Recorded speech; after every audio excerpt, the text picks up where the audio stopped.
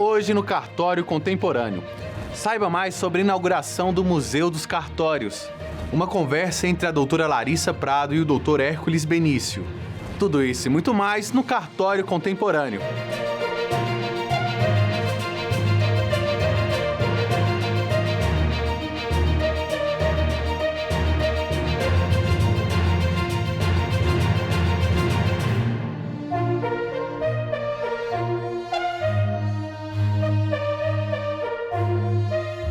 Com o objetivo de resgatar e registrar a história brasileira pela via documental, a Confederação Nacional de Notários e Registradores, CNR, está criando o Museu Nacional dos Cartórios.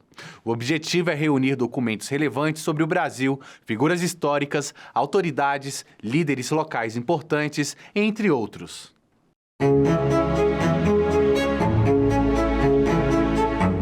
Com isso, criamos o primeiro Museu Notarial Registral. O museu foi criado no intuito de que não se apagasse a história da atividade notarial registral.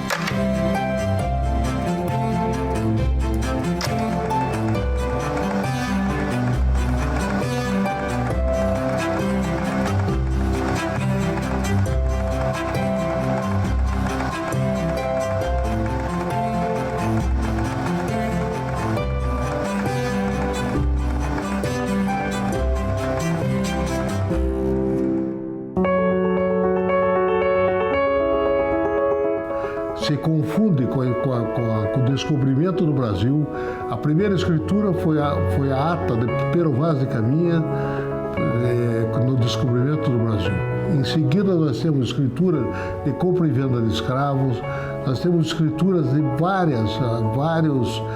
várias escrituras históricas, como temos nascimento, casamento e óbitos, temos o nascimento do Lampião, o óbito do presidente Getúlio Vargas e várias outras coisas, como alguns testamentos e alguns atos notariais e registrais de muita significância para o Brasil e para o mundo.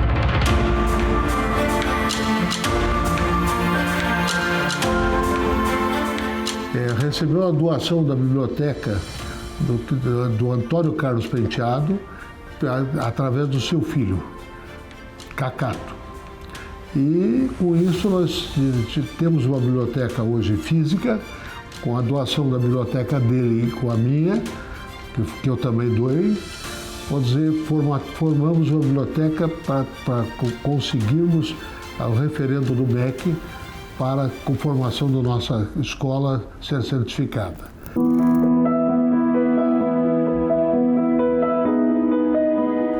O museu.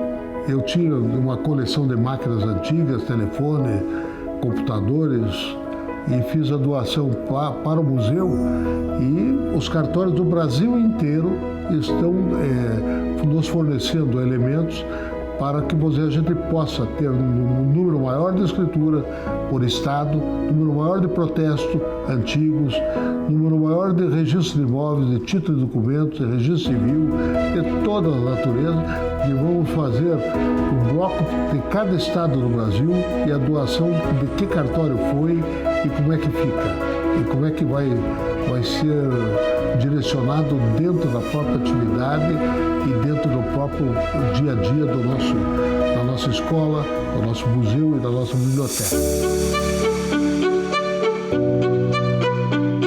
A biblioteca, além de física, vai ser virtual. Nosso museu, além de físico, que eu convoco a todos os notários registradores, magistrados, estudantes de direito, advogados, para virem conhecer, porque vocês vão conhecer um pouquinho da história notarial e registral brasileira. E conhecendo um pouco da história notarial e registral brasileira, vão nos garantir um respeito muito maior para a nossa atividade, que é centenária.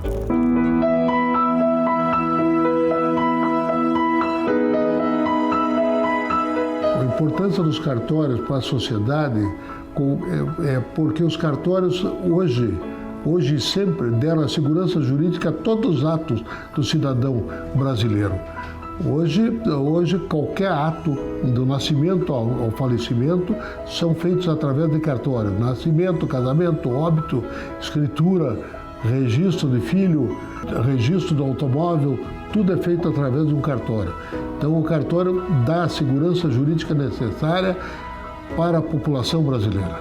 Todos os tipos de documentos, desde o nascimento das pessoas ilustres até o falecimento, desde o testamento até qualquer escritura de imóvel ou qualquer tipo de escritura, até de declaração, atas notariais, escritura de compra e venda de escravo. A história do Brasil vai estar dentro do museu. Nós podemos receber toda a população, vou dizer, com hora marcada, escolas, faculdades, para que conheçam a história do notarial registral. Mas vai ser aberto ao público e online também, onde nós vamos disponibilizar online através da rede da internet, para que todas as pessoas que queiram pesquisar algum ato notarial registral antigo que possa estar no nosso acervo para servir tanto as faculdades, as escolas, para trabalhos escolares, como também para o conhecimento de advogados, de juristas de qualquer espécie.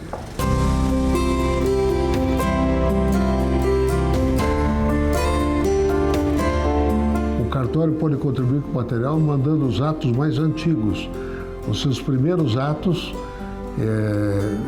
se é um tabelionato de notas, manda as primeiras procurações, as primeiras escrituras, os primeiros testamentos, as primeiras atas notariais, as primeiras fichas de reconhecimento de firma, para que a gente possa ter um acervo cada vez maior e para disponibilizar para a sociedade, para estudos e para a história. Em 2001, quando eu assumi a Noreg do Brasil, o planejamento estratégico que foi feito pela nossa equipe, já idealizamos a criação da escola, do museu, da biblioteca, do prêmio de qualidade e tudo que hoje é disponibilizado através da Noreg, da Confederação Nacional de Notários e Registradores, foi idealizado nessa época de 2001. Eu gosto de tudo. Eu tinha uma coleção de máquinas de escrever, de telefone, de computador. O primeiro computador que eu tive está aqui, as primeiras máquinas de escrever estão aqui. Além a minha paixão pelas máquinas de escrever antigas, não só de escrever, mas as máquinas antigas, computadores e máquinas de calcular, mimeógrafos. Então, era tão grande que daí meus amigos começaram a me doar, fazer doação. E eu adquirindo mais um pouco, aí chegou um ponto que eu peguei e disse assim: olha, eu tenho que pensar o que fazer com o meu acervo de máquina de escrever. Se eu não doasse para a instituição, como é que seria? Porque daqui a pouco meus filhos vão achar isso aí inservível e jogam fora. E eu acho que seria uma maneira da preservação da máquina, dos livros antigos, a criação do museu, a criação da biblioteca, e contar um pouquinho da história do notário registrador brasileiro, que é um dos serviços muito mais bem avaliados, não só por população, é a avaliação mais alta nas últimas pesquisas que nós fizemos da Datafolha, mas como é avaliado pelas outras nações. A China, a Rússia, a Índia vieram conhecer o sistema notarial registral brasileiro porque é um sistema de relevância. E além disso, nós damos uma segurança jurídica perfeita para os nossos atos. Nos Estados Unidos teve um boom imobiliário há uns anos atrás que trouxe prejuízo, quebrou banco, quebrou seguradora. No Brasil não tem isso, porque nós temos, além da escritura pública, o registro de imóveis, que dão uma segurança total para a propriedade. Nos Estados Unidos, quem dá a segurança é um seguro de vida, é um seguro da propriedade, é um seguro do automóvel, de tudo.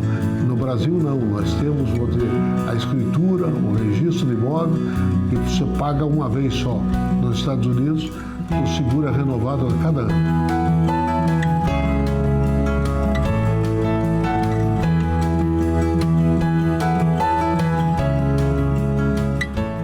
Os cartórios que quiserem enviar suas contribuições devem entrar em contato pelo e-mail museu@cnr.org.br ou pelo telefone 61 3963 1555.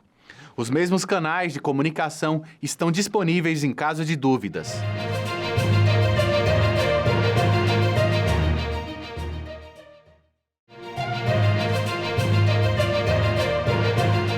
A doutora Larissa Prado e o doutor Hércules Benício conversaram sobre diversos temas notariais no nosso novo quadro, Mesa Redonda. Meu nome é Larissa Prado, sou tabeliã do primeiro ofício de notas de Belém, estado do Pará. Sou doutora em Direito Público, mestre em Direito e mestre em Administração Pública. Sou diretora do IBDFAM, do estado do Pará, e também diretora da Noreg Pará. Olá, eu sou Hércules Benício, tabelião e oficial de registro do cartório do Núcleo Bandeirante, Distrito Federal. Sou mestre e doutor em Direito pela Universidade de Brasília e estou presidente do Colégio Notarial do Brasil, seção Distrito Federal. Eu gostaria de iniciar indagando sobre uma situação muito atual, que é de que na pandemia os cartórios extrajudiciais passaram por um movimento de migração de seus serviços para o meio eletrônico. Larissa, como avalia essa evolução? Houve, na pandemia, um avanço muito grande nos cartórios. Por exemplo, os tabelionatos de notas, houve a expedição do provimento 100 do CNJ, que ele desenvolveu de forma incrível a possibilidade de assinaturas eletrônicas nos atos notariais, como procuração, escritura, e isso antes caminhava de forma muito lenta e não se imaginava que seria possível começar e finalizar um ato totalmente pelo meio digital, sem que o usuário tenha que comparecer no cartório. Então, a pandemia, embora fossem momentos muito difíceis que estávamos vivendo, trouxe esse avanço de uma forma muito rápida, porque o provimento 100 de maio de 2020, no ano da pandemia, com essa possibilidade, por exemplo, de se finalizar uma escritura de doação, uma escritura de inventário, de compra e venda, procurações. Antes, as pessoas até que estavam fora do Brasil tinham que ir em consulado para poder realizar uma procuração para mandar para o Brasil, para alguém representar, e não se precisa mais fazer todo esse procedimento. Na pandemia, alguns também estavam fechados, o que dificultou muito. Então, tendo internet e cumprindo os requisitos do provimento 100, por exemplo, as pessoas conseguiram dar essa agilidade para poder praticar esses atos notariais de forma eletrônica. E de maneira muito interessante, foi muito louvável a iniciativa do provimento 100 de dar a possibilidade do ato híbrido. Então, não se engessou apenas o ato com todos os participantes, um inventário, por exemplo, que tem vários herdeiros, todos devem assinar com certificado digital. Não, pode a pessoa assinar ainda como sempre se fez, de próprio punho, a caneta no cartório, e outra que não está presente na localidade do cartório, onde está acontecendo aquele ato, ela pode fazer o ato também de forma híbrida. E, além disso, o CNJ, ele elevou os cartórios como autoridade certificadora. Então, uma mudança que houve no provimento 100 também foi a possibilidade dos cartórios emitirem de maneira gratuita esse certificado para que a pessoa assinasse de forma digital. Então, no âmbito notarial, a maior mudança que teve foi com o provimento 100. E é interessante que na pandemia não só os tabelionatos de notas tiveram esse grande avanço. Com a restrição de circulação, todas as especialidades foram estimuladas a prestar serviços de forma remota. Então, por exemplo, os registros civis das pessoas naturais, alguns tiveram engajamento de celebrar casamento à distância, por meio de videoconferência. Então, isso é bem interessante, que a tecnologia, ela consegue garantir a integridade da manifestação de vontade, a autoria, a autenticidade dessa manifestação também, por meio do uso de certificado digital. E acredito, então, que a pandemia convidou esses serviços notariais e de registro a um salto para o futuro que se fez presente já no início de 2020. Exatamente. Interessante também, Larissa, eu gostaria que você falasse um pouquinho sobre os avanços conquistados pela classe notarial de soluções extrajudiciais que antes estavam apenas no âmbito da justiça. Muitas pessoas procuraram esses serviços, como divórcio, uso capião, mudança de nome. Sim, exatamente. Desde a Lei 11.441, outros provimentos também do CNJ, houve não essa migração, pois o Poder Judiciário continua podendo praticar esses atos, mas abriu-se uma porta para que esses atos como divórcio, inventário, cumpridos os requisitos, também fossem realizados em âmbito extrajudicial.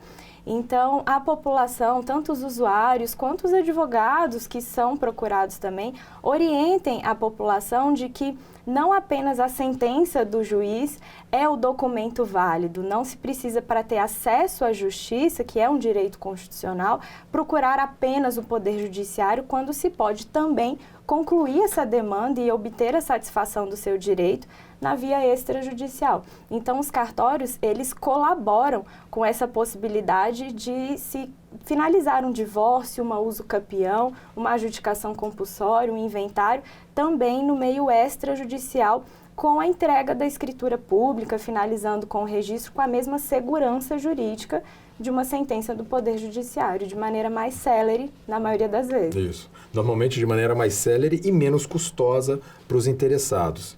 É claro que não há necessidade de incomodar o judiciário quando não houver dissenso, né, entre as partes. Interessante que veio a Lei 14.382 de junho de 2022 e também desjudicializou vários temas, como, por exemplo, a mudança, a alteração do nome, do recém-nascido dentro dos 15 primeiros dias. Antes, quando um pai declarava o nome para o oficial de registro civil, voltava para casa e a mãe não gostava do nome, os interessados teriam que se reportar ao juiz para poder alterar o nome da criança. Agora, se houver consenso dentro dos primeiros 15 dias, já é possível fazer essa retificação. Houve também a possibilidade de mudança de prenome, né, a qualquer tempo depois dos 18 anos. A mudança do sobrenome também agora está muito mais facilitada, sem precisar incomodar o juiz. E é certo que cada vez mais o legislador sensível para esses temas vem desjudicializando propriamente um compartilhamento de competência, né? A competência do judiciário e a atribuição do extrajudicial. Há muito o que melhorar, por exemplo, viabilizar divórcios, separações, mesmo que o casal tenha filhos menores, desde que não tratem desses temas, é importante que já possa fazer diretamente o divórcio, né, no tabelionato de notas e depois averbar no ofício de registro civil das pessoas naturais. Interessante que há vários temas, por exemplo, o inventário e partilha. Mesmo que o falecido tenha deixado o testamento, é importante que se desjudicialize. E hoje, grande parte das corregedorias já autorizam isso, né? De que vá ao judiciário tão somente para abrir e validar o testamento e a partilha é feita extrajudicialmente. E quando há interesse de menor ou incapaz? Ora, desde que os herdeiros façam uma partilha ortodoxa, atribuindo a cada qual o seu quinhão, não há por que incomodar o judiciário e o Ministério Público para esse fim. Há muito que se evoluir. Por exemplo, alteração de regime de bens no casamento. Código Civil, lá no 1639, parágrafo 2º, informa que seria necessária uma decisão judicial.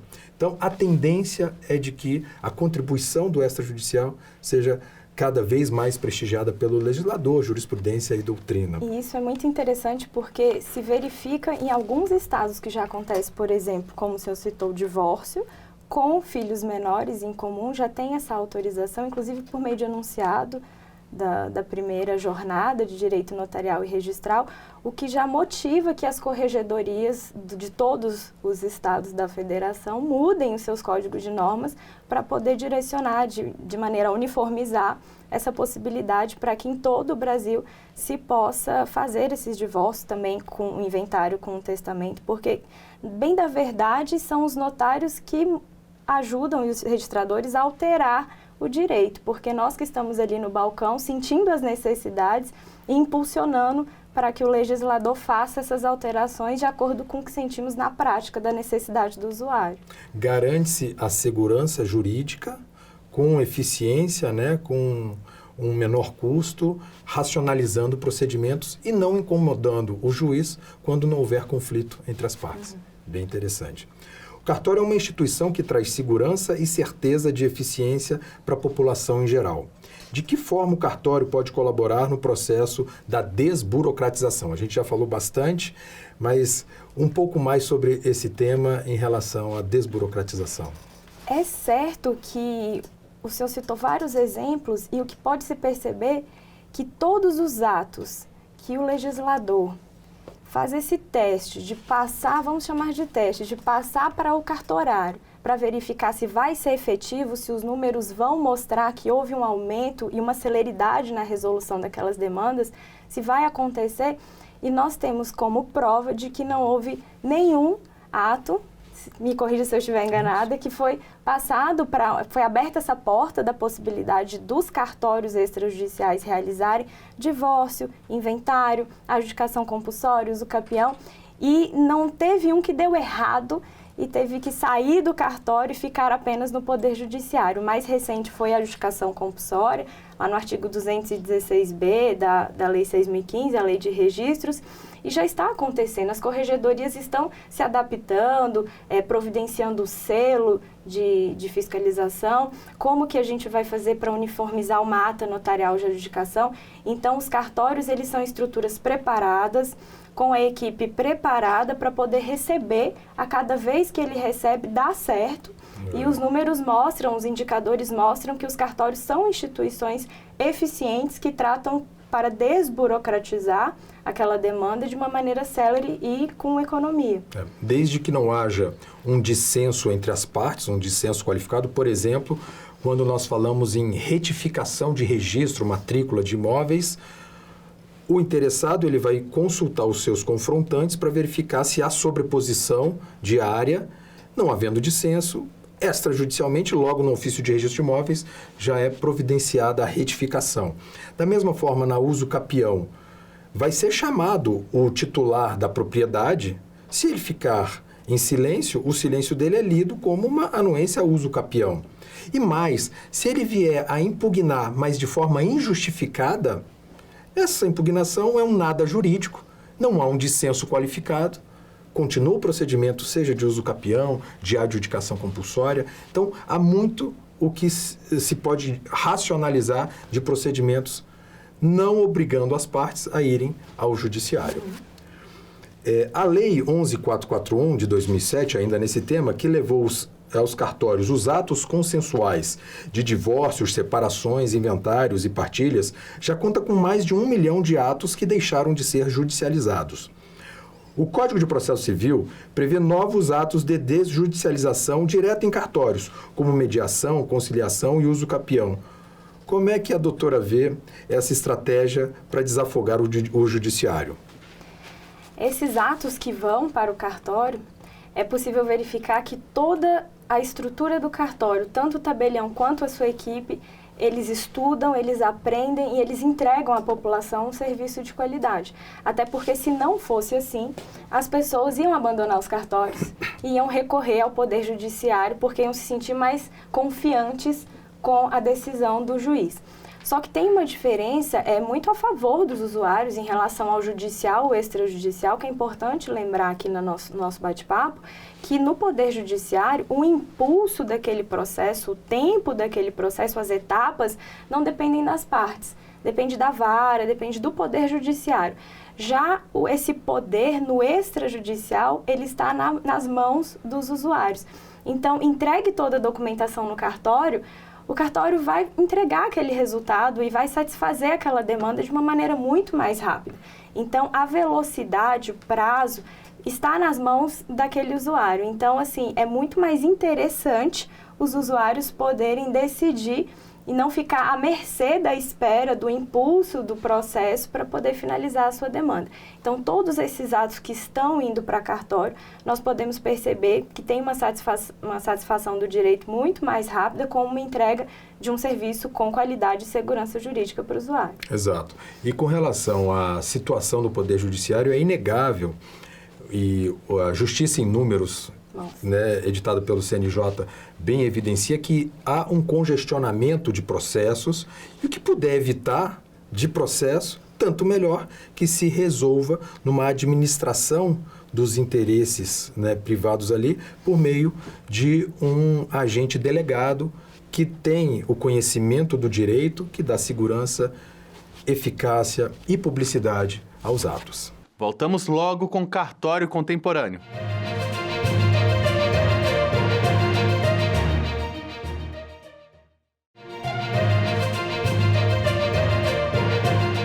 Estamos de volta com Cartório Contemporâneo. De 2012 até hoje, os cartórios já recuperaram mais de 2 bilhões de reais através do protesto de certidão de dívida ativa, somente para o governo. Como avalia essa iniciativa? Eu acredito que, mostrando a minha contribuição aqui em relação a protesto de títulos, o poder público, ele pode sim se valer do serviço de um tabelião de protesto, que vai receber esse título de dívida, que é um crédito para o poder público, e vai intimar o contribuinte da sua dívida. O contribuinte ele vai ter até 3 dias para quitar o valor. E o interessante é que isso tudo é feito extrajudicialmente e há um alto grau de eficiência nessa intimação do contribuinte que ele espontaneamente vai, né, assim, ele vai ao cartório sem precisar de movimentação do Poder Judiciário. E houve um debate em determinado momento no país se estaria o poder público expoliando o contribuinte por meio do uso do protesto, do tabelionato de protesto, supostamente porque o poder público já contaria com um procedimento todo especial de execução fiscal. O Supremo Tribunal Federal entendeu que sim, é constitucional a norma que foi colocada na Lei 9492 de 97, que trata do protesto de certidões de dívida ativa, dizendo que isso não tem nenhuma inconstitucionalidade. O poder público, tal como os particulares, podem se valer de um serviço de protesto de títulos que gera agilidade e também a satisfação do crédito. O tabelião de protesto, ele hoje presta um serviço muito importante para o país e pode prestar ainda mais e melhores serviços, como renegociação de dívida, previamente, antes de se protestar, chamar as partes para uma negociação. Então, foi um grande avanço essa evolução jurisprudencial e também legislativa, no sentido de permitir, sim, o protesto de certidões de dívida ativa, como também nós temos cada vez mais a possibilidade de recepcionar títulos de forma eletrônica e sem papelizar, né, nós conseguimos a satisfação dos créditos dos interessados. Então, eu acredito, né, Larissa, que de 2012 para cá, cada vez mais os serviços extrajudiciais e, no caso do protesto de títulos aqui em relação às certidões de dívida ativa, vem prestando um papel muito importante para o país e também para a acomodação das relações, né, de crédito e débito. Eu vou agora também para uma outra questão em relação ao tabelionato de notas e os inventários extrajudiciais. A resolução CNJ 452 de 2002 trouxe mudanças que agilizam a realização do inventário extrajudicial. A resolução possibilita a nomeação do inventariante por escritura pública. Foi possível perceber uma maior agilidade do processo do inventário extrajudicial nos tabelionatos de notas a partir desta resolução 452? Sim, essa resolução 452 foi extremamente interessante para os cartórios de notas, para os cartórios extrajudiciais. A resolução 452, ela alterou o artigo 11, que trouxe lá o artigo 11 e seus parágrafos na resolução 35 do CNJ. E outra diferença, já que estamos falando do Poder Judiciário e do extrajudicial, é possível por escritura pública, como muito bem dito pelo Dr. Hércules, se fazer previamente ao inventário a nomeação dessa pessoa que vai representar o espólio, a nomeação do inventariante. O que, salvo engano, no Poder Judiciário, inicia-se o inventário e nomeia-se o inventariante. No cartório não há essa necessidade. Essa escritura de nomeação do inventariante, ela pode ser feita em 2 momentos. Ele pode ser nomeado antes do inventário ou durante o inventário. E o que houve com a resolução 452 foi aumentou-se a competência desse. Já tínhamos no CPC as competências do inventariante, e uma situação que travava os inventários para que eles ocorressem em cartório é que, diferentemente do Poder Judiciário, que com o alvará se conseguia levantar o valor do falecido em instituição financeira para um pagamento de um imposto, em cartório não. É necessário se adiantar o pagamento dos emolumentos, o pagamento do imposto na Secretaria de Fazenda, para poder se receber aquela escritura de inventário.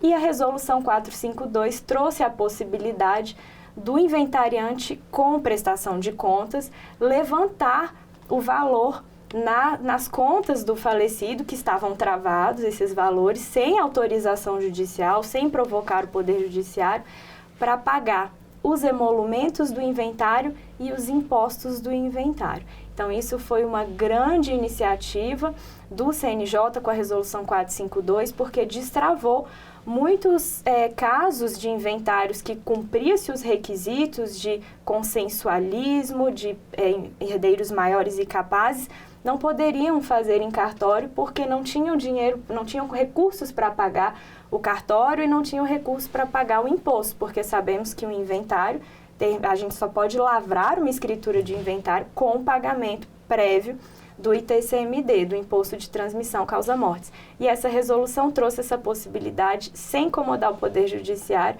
que se levante esses valores para o pagamento dessas 2 situações e caminhe com o inventário extrajudicial. Excelente. É a atuação do CNJ explicitando, né, a vontade do legislador ao regulamentar, mostrando que é possível, quando o falecido tiver deixado saldo credor em conta corrente, conta investimento, que os herdeiros possam levantar especificamente para pagamento do ITCMD ou dos emolumentos dos Isso é importante, porque os advogados, por vezes, nos perguntam no balcão do cartório se uma leitura rápida da resolução 452, que alterou o artigo 11, se pode levantar os valores para pagar os honorários do advogado. Não.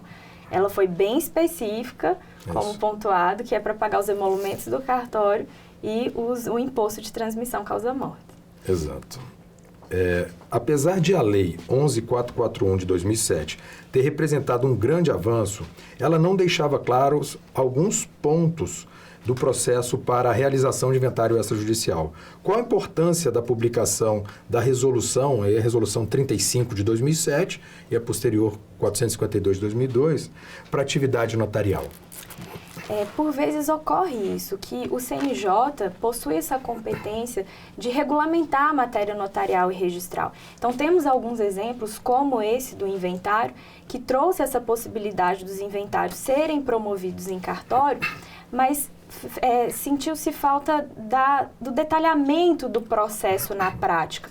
Então, é muito interessante quando o CNJ não deixa só a cargo das corregedorias estaduais para regulamentarem esses detalhamentos. Então, a resolução 35 de 2007, ela trouxe essa possibilidade de detalhar o divórcio, detalhar o inventário, como que deveria ocorrer no cartório, aqueles pormenores das escrituras que, na prática, quando vamos efetuar e concretizar esse direito, sentimos uma certa necessidade ali do que fazer. E para que não haja essa interpretação divergente de um tabelionato para outro tabelionato, seja até no mesmo estado, é muito interessante, muito louvável a Resolução 35, que trouxe esse detalhamento. Então, podemos nos socorrer para o inventário do Código de Processo Civil, da Lei 11.441, da Resolução 35, da Resolução 452. Todas essas iniciativas vêm justamente para corroborar e trazer melhoria na qualidade e na prática dessas nossas escrituras. Ótimo. É o CNJ buscando uniformizar o procedimento nos vários tabelionatos de notas do Brasil, por exemplo, dizendo para os herdeiros que eles podem escolher livremente o tabelião de notas que irá lavrar a sua escritura de inventário e partilha. Mostra também que o advogado, a um só tempo, pode ser o assistente das partes e também o procurador das partes quando for representar o herdeiro na assinatura de um inventário e partilha. Então, o CNJ anda muito bem nessa forma de regulamentar para padronizar e uniformizar os procedimentos em âmbito nacional. E aqui uma última pergunta para a doutora Larissa. Um dos principais entraves para a realização do inventário extrajudicial é o levantamento de valores em instituições financeiras, que muitas vezes leva advogados a entrarem com ação judicial. Enquanto a Resolução 452 de 2002 irá agilizar esse processo. Isso é muito interessante porque envolve a interpretação das instituições financeiras, a interpretação do cartório. Não sei se aconteceu isso lá no cartório que titulariza, mas lá no primeiro ofício de notas em Belém, logo que saiu a Resolução 452, alguns termos de nomeação de inventariante já prontos, o banco não estava aceitando. Ele pedia que o cartório fizesse uma retificação para incluir de maneira expressa os dizeres do artigo 11 da Resolução 35, alterada pela 452, para que ele se sentisse mais respaldado para poder liberar aquele valor do banco, da conta do falecido, que até então estava bloqueado, que antes eles estavam acostumados apenas por alvará. E agora chega com uma escritura pública, um inventariante falando: banco, me entrega esse valor para eu pagar os emolumentos. Mas me entrega quanto? Outra dúvida que aconteceu também foi: será que a nossa escritura de nomeação de inventariante já deveria mostrar qual o valor do imposto a ser pago na Secretaria de Fazenda, limitando e dando essa segurança ao banco para entregar apenas aquele valor? E o valor da escritura de inventário no cartório também deveria vir expresso, seja formalizado no orçamento, seja na nossa escritura.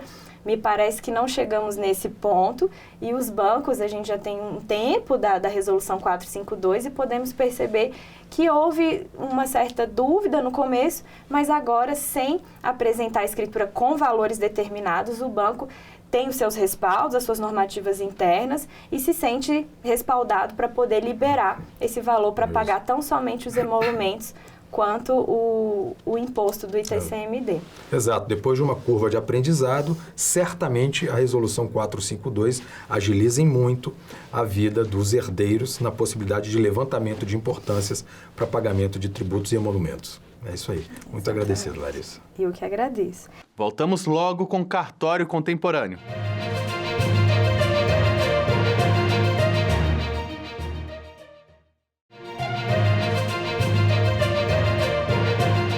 Estamos de volta com Cartório Contemporâneo. Ainda nesse assunto de inventário extrajudicial, doutor Hércules, há algum critério para que alguém seja nomeado inventariante no cartório? No cartório há uma liberdade de escolha do inventariante. Mas vale a pena que os herdeiros saibam e também aquele que for nomeado inventariante das obrigações de um inventariante, principalmente na indicação dos valores dos bens do inventário, e também depois na declaração final do espólio para a Receita Federal, o que pode gerar um tributo que depois venha desaguar no patrimônio dos herdeiros. Então, é importante que haja um inventariante ciente das suas obrigações. E essa indicação de valores dos bens, isso pode gerar um tributo, que é um imposto sobre a renda, né, que tem a ver com o ganho de capital do espólio. Então, a pergunta é, Será que há algum critério? Vale a pena ter critério de proximidade com a família e de indicação dos valores. Na Justiça, o artigo 617 do Código de Processo Civil, ele determina que o juiz irá nomear o inventariante em uma dada sequência. Primeiro o cônjuge ou o companheiro, se caso tenha a continuidade, né, o falecimento tenha dissolvido o vínculo afetivo, mas aqueles que estavam convivendo serão os primeiros a serem nomeados inventariantes. Não tendo cônjuge companheiro, vai para o herdeiro que esteja na posse dos bens. Não tendo nenhum herdeiro na posse, vai para outro herdeiro. Então, há uma sequência, uma hierarquia na chamada do inventariante. Já no extrajudicial, a Resolução 35 de 2007 do CNJ, ela deixa aberta a possibilidade de escolha do inventariante. E sendo possível, inclusive, que seja nomeado um terceiro, Sim. de preferência da família, mas é possível que Sim. também nos perguntam se pode um terceiro que... O próprio advogado, né? Pode ser nomeado. Isso. É isso. Doutor Hércules, sobre ata notarial nos tabelionatos de notas. Acredita que no cenário atual, no qual a internet tem papel importante nas relações entre as pessoas, a ata notarial pode ser um relevante documento de proteção ao cidadão? Certamente que sim. A ata notarial até foi catapultada à condição de prova especificamente no Código de Processo Civil, que é a Lei 13.105 de 2015, lá pelo artigo 384, escancara-se esse poder geral de autenticação de fatos por um tabelião de notas. Então, a ata notarial ela se presta a estabilizar um meio de prova. E isso é importante para as pessoas que queiram, né, evidenciar que houve algum tipo de situação que vá gerar um dano ou que vá gerar alguma questão judicial, que vá a um tabelião para que o tabelião estabilize o meio de prova. E, basicamente, na ata notarial, o tabelião ele captura com os seus sentidos, seja audição, visão, captura os fatos e coloca numa ata notarial sem floreio, sem adjetivar situações, mas sim, de uma forma objetiva o que ocorreu. E repare que na ata notarial será muito importante também a verificação da hora em que o tabelião verificou determinado fenômeno. Porque pode acontecer de haver alguma alteração, por exemplo, uma página de internet que esteja divulgando algo que venha a ferir a reputação de um certo alguém. O tabelião diz, na hora tal, eu verifiquei, houve essa divulgação. Pode ser que 4 minutos depois, 1 hora depois, no dia assim, que essa publicação saia do ar, tenha sido retirado por aquele que divulgou, mas o estrago já fora feito e, por isso, a ata notarial pode ser muito útil para as pessoas. Por isso que é muito interessante alertar as pessoas, como já foi dito que print de WhatsApp, print de internet é meio ilícito, não é aceito. É importante ir a um cartório no calor dos acontecimentos, porque hoje em dia é muito dinâmico a internet, a pessoa pode postar uma coisa ali, 4 minutos depois ela muda, hoje pode editar a mensagem do WhatsApp. Então está muito perigoso. Então, como que as pessoas fazem para si? Não que ela vá usar necessariamente, mas como o Dr. Hércules falou, estabilizar o meio de prova, levar este celular para que ele seja analisado pelo escrevente do cartório. Se for alguma coisa em página de internet, deve ser acessado pelo computador do cartório para que tenha certeza que não houve nenhuma manipulação naqueles prints, naquelas conversas. E o cartorário pode, inclusive, além de colocar a hora, deve colocar a hora, colocar imagens para poder representar com muita... ser bem fiel ao que ele está vendo, além de narrar de forma descritiva e imparcial aquilo que ele está vendo, colocar imagens e até sons podem ser também de maneira... É possível guardar de forma digital algum... Sim, é possível.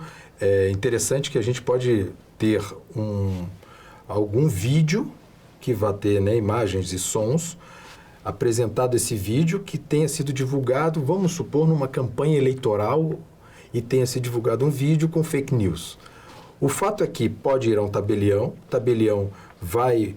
Por exemplo, o vídeo foi divulgado no YouTube. O tabelião pode baixar o vídeo, assinar com certificado digital Quando o tabelião assina, ele como que encapsula aquele arquivo e gera-se um número hash, que é o código decorrente da assinatura em determinado arquivo.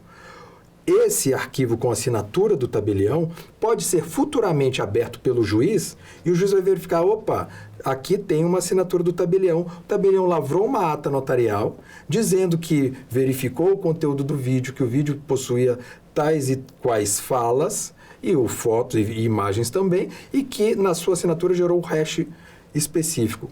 Tudo com muita segurança, usando a tecnologia a favor das partes. Doutor Hércules, em quais situações o uso da ata notarial para constituir prova de fatos a serem levados a juízo pode alcançar um melhor resultado? Em vários. Assim, o motivo de se usar uma ata notarial é diversificado. Então, a ata é um instrumento muito versátil.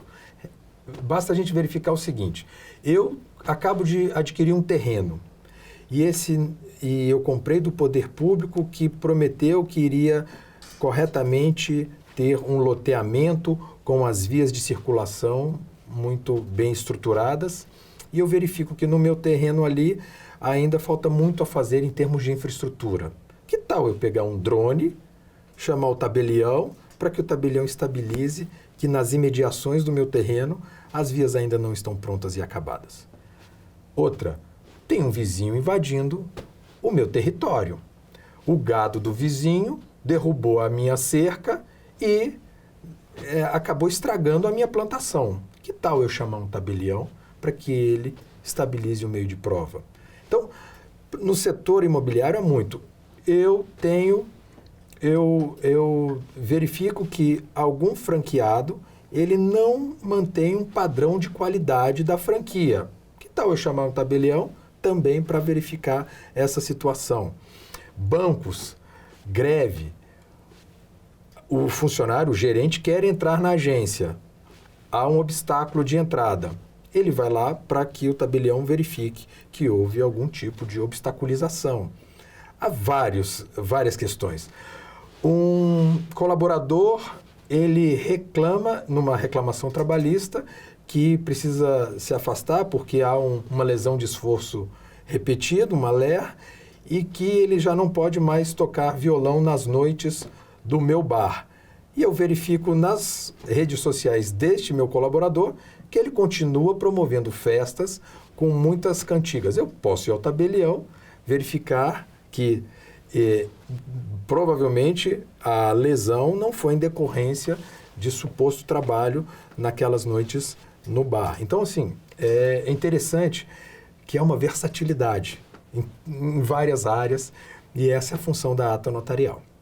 E é muito interessante que as pessoas podem se perguntar, mas por que eu deveria fazer uma ata notarial para ter essas provas se eu posso fazer um print e guardar, se eu posso esperar isso, salvar um vídeo e depois futuramente eu vou apresentar? O Poder Judiciário está vendo com bons olhos e aceita de forma de bom grado, muitas das vezes, a ata notarial do que outros prints, testemunhos. A ata notarial tem fé pública, isso é importante lembrar para a população. Ela ainda não é muito conhecida, eu vejo que até advogados não sabem ainda o que é uma ata notarial, confundem até com ato notarial, mas a ata notarial ela veio tipificada no atual Código de Processo Civil e é um documento com fé pública, essa é a grande diferença. Então, é um documento que vai mostrar a realidade daquilo e foge de uma manipulação de uma prova. E o problema todo é a alteração, né, da prova. Repare, tudo que eu falei aqui, as coisas podem mudar de um dia para o outro. A pessoa da franquia pode passar uma maquiagem lá dizendo que está promovendo conforme a orientação. As coisas vão sendo cambiantes, mas é importante que eu possa, em determinado momento, dizer: aquilo aconteceu e, juiz, aquilo me gerou um prejuízo, eventualmente, numa ação de ressarcimento, por exemplo. Doutor Hércules, uma honra poder participar desse bate-papo aqui hoje. e ficamos à inteira disposição para qualquer outra oportunidade. E esse foi o Cartório Contemporâneo de hoje. Perdeu alguma parte desse programa? Temos uma reprise toda segunda-feira, 19 horas, na TV Justiça ou no canal do YouTube da CNR. Nos vemos semana que vem, às 19 horas, na TV Justiça, no próximo Cartório Contemporâneo. Até lá!